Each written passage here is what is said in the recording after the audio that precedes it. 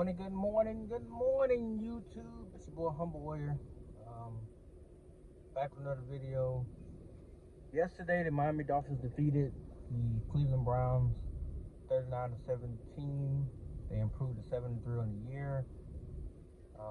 They are currently first place in the AFC East after the Buffalo Bills lost to the Minnesota Vikings 33-30 in overtime. Tua Tagovailoa. 29 of 35. Yes. 29 of 35, 285 yards, 3 touchdowns.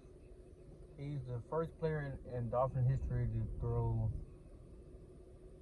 have 3 consecutive games with 3 touchdowns and no picks. Not even Dan Marino done that. But it's not a knock on Dan. I mean, it shows you just how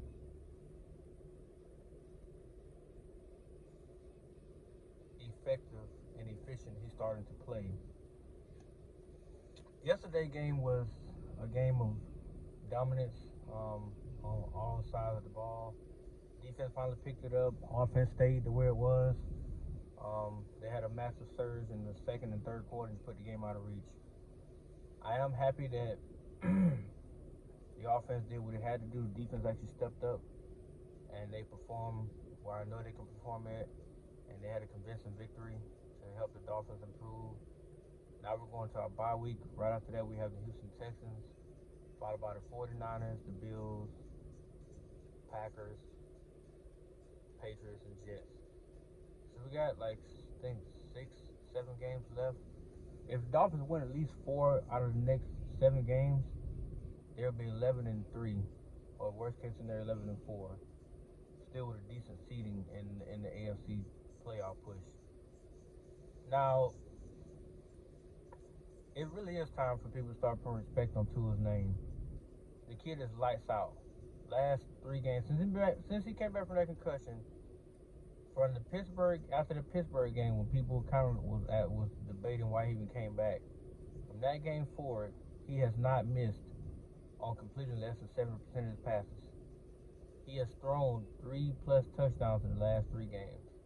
He has thrown for over 300 yards outside, or at least 280 yards, 3 consecutive games, which is why his numbers are the way they are now. Which, had he not missed the other games against Cincinnati, he got knocked out the Cincinnati game, but against the Vikings and the Jets, Tua would easily have close to 3,000 yards right now and probably have 25 touchdowns. He has 18 right now. 18 touchdowns, 3 picks. Now people can say, "Oh, well, that's because the Pittsburgh game he threw 3 interceptions." Almost don't count, my brother. And those attempts got dropped, every one of them. So they don't count drops as a stat in the NFL. So on the year he has 3 interceptions. Now I would love to see him keep it going, but we know he's probably gonna throw like 2 or 3 more picks. It's just a matter of when. So for me, I'm actually happy with the scheme that's being played, the way they're drawing things up, the way they put him in position to hit people. I don't care about the underthrows. Now let me get this out there right now. I really don't care about the underthrows. They don't bother me, because most of the time you got Hill, who's one of the fastest human beings on the planet, and you got Waddle, who's very, very shifty, who can get the top gear no problem. So underthrowing them, to me, is not a big issue. There's not a lot of quarterbacks in the league that's going to hit somebody in stride. It just doesn't happen. This is not college. This is not high school. So this dumb narrative that people push, they still continue to push it. The underthrow narrative, it doesn't really equate to nothing anymore, because not even Josh Allen hit his guys in stride. Some of his guys have to stop or jump to go get the ball, do this, do that. Justin Herbert, the same way. Now, when Tua's made some passes where they ran up underneath the ball and kept going, but this isn't about that. He completes passes. He gets a high percentage. He throws touchdowns. He doesn't put him in a position to get hurt. And the running game, oh my God, Jeff Wilson Jr., that man is a beast. I think he had 18 rushes yesterday, 119 yards, touchdown. Raheem Mostert had, I think, 80-something yards on like think 11 or 12 carries and a touchdown. They both had at least a 20-yard touchdown run. And then Tyreek Hill got a touchdown yesterday. Trent Sherfield got a touchdown. And the fullback, Alex Ingle, he got a touchdown as well yesterday. So it was very, very impressive to see how fluent the offense ran. The defense actually came along. Bradley Chubb finally getting comfortable with what his role is, providing that constant pressure, and boy did he provide it. Between him and Melvin Ingram, they always met the quarterback when they're on the field together. Phillips is actually coming along. I wish they would have him rush more than drop back into coverage. But you take the good with the bad. So far, our secondary has played much better. Because Amari Cooper's not a slouch. Now Donovan Peoples-Jones, he's not that great, but they still locked up Cleveland because the first drive Cleveland marched down the field and scored on them. After that, Cleveland really didn't score anymore. Then they kicked the field goal. Then they had a little late surge touchdown to try to make the game meaningful, but by then it was too late. And Tua set out after I think he had one more drive in the fourth quarter, and that's when they got a touchdown from Wilson Jr. But after that, he sat out. And I was genuinely happy to see him sit. And oh my God, the MVP chance that he received was beautiful.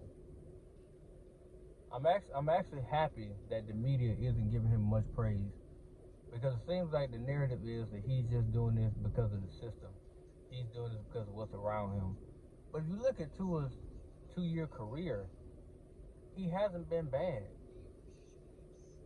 He didn't have the pieces around him, but he wasn't bad. He's had games where he's helped them win. The Arizona Cardinals game, the New England Patriots game. What are the games that I remember seeing him play in where he actually helped them? The New Orleans Saints game. The 7-game win streak they went on. 4 of those 3 games, Tua had to literally do his part in terms of helping the offense move down the field with Waddle. The only 2 terrible games he had was against Buffalo Bills in rookie year. But in that game, if you watch that game, they put him in that position where he had no choice but to throw it. And he was throwing to people like Malcolm Perry. Then the Tennessee game, you give up, which is a sophomore campaign, you stop running the ball with Duke Johnson to say, okay, to throw it 38 times today. And what did they get him? Nothing. I think he threw 2 picks in that game. And people slaughtered him. Which made no sense to me because, hell, on the other side, Devontae Foreman just ran it down the Dolphins' throat. But nobody said about the defense. They were talking about Tua the whole game. Why can he not lead? Why can he not do this? Why can he not do that? Did he not have so much pressure in his face? Was his receivers not dropping passes? But this is not to talk about his sophomore rookie campaign. The kid is balling. The kid is a top 10 quarterback right now. And people still don't want to give him credit. They're not going to admit it. They're going to say, yeah, but Hill, yeah, but Water, yeah, but Wilson Jr., yeah, but such and such, yeah, but Mike McDaniel, yeah, but the system, yeah, but the scheme. What's up with all these yeah buts? Why not just witness what you're seeing, which is a consistent, proficient, electric quarterback with a winning attitude? I just watched Justin Herbert last night throw a game-stealing interception to lose to the 49ers. That was last night. And he lost the game to the 49ers because this is what he does. But people I'll pick Herbert over Tua. I will pick Herbert over Tua any day. I'll pick Burrow over Tua. I wouldn't. Because he don't need a big arm. He doesn't need it. He has shown that once you give him the reasonable amount of players or the reasonable amount of playmakers that he needs to keep the offense fluid and efficient around him, he's going to do the rest. He's going to make sure they get the ball. He ain't got to be back there, being Michael Vick and making people miss. No. Get the ball out your hand, let him do them. Like the first touchdown drive that Miami had. He pump fake, dude jumped up in there. He sidearmed it right to the fullback, and he took it 10 yards for a touchdown. That's the Tua that I knew that we would see. I don't care about flash. I care about can you execute the play and give me a touchdown? Can you get this first down? And he's done it. You could pick any game this season where he's provided either a critical first down or a critical score, and you will say to yourself, well, Tua is actually becoming an elite type quarterback, and he is becoming a franchise quarterback. To me, he's a franchise quarterback now. He is the franchise quarterback of the Miami Dolphins. He's arrived. Now, I don't know why he go this same narrative about the cold weather. It doesn't matter because come January, February, chances are they won't be going to Buffalo unless Buffalo can actually beat some other teams. If Buffalo loses in the playoffs, Miami ain't going there. They're going to Kansas City. It's not that cold in Kansas City. New England might not be in the playoffs, so you coming down to Miami, right? So this whole playing in the cold narrative doesn't matter. He plays there in 2 weeks. If Tua literally sits there and puts up big numbers against the Chiefs, against the Bills, what would be the narrative then? Oh, well, he just had that because their secondary is banged up. They didn't have all their players. Why is the goalpost always moved when it comes to this kid? Why can't you give him what he deserves, which is respect? Hell, he beat Josh Allen in September in Miami. Well, the offense was on the field the whole time. The offense beat themselves. They lost. They got excuse you want. They lost. Damn, he won, they lost. Now, if he goes to Buffalo and throws 3 picks and has a horrible game, then people can see that's a tool we know. But the flip side of the coin, yeah, but they secondary banged up. They didn't have all their elite pass rushers. And he had all the time in the world sit back there and find water on Hill and such. I don't understand the complaint. So you want him to fail, but when he succeeds, you have a problem with it. Make it make sense for me. And Miami ain't had a quarterback since Marino. You can say Chad Pennington, but how far did they get with him? Not too far. And Chad Pennington is nowhere near as efficient as Tua's been. Nowhere near.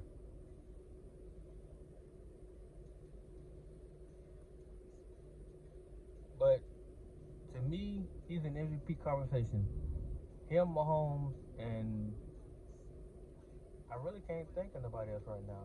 Yeah, I guess you say Geno Smith. Him, Mahomes, and Geno Smith. It's clearly Mahomes' award to lose.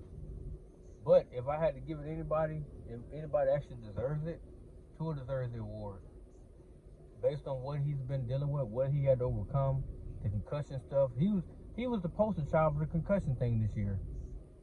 Everybody kept saying, don't be like Tua, don't end up like Tua, making memes and jokes and stuff about the kid, what happened to him.